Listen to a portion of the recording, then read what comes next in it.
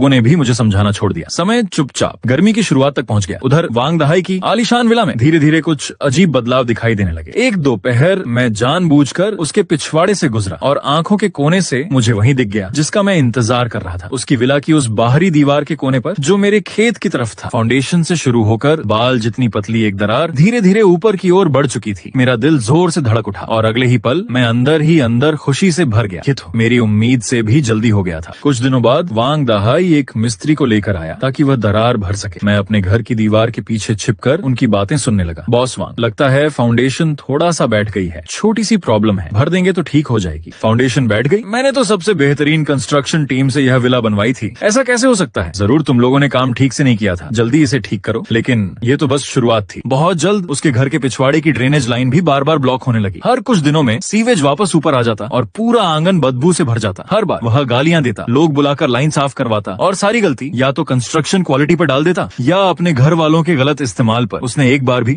असल वजह के बारे में सोचने की कोशिश नहीं की। मैं अपने खेत की मेड़ पर खड़ा अपनी पॉपुलर की उस घनी होती फॉरेस्ट को देख रहा था।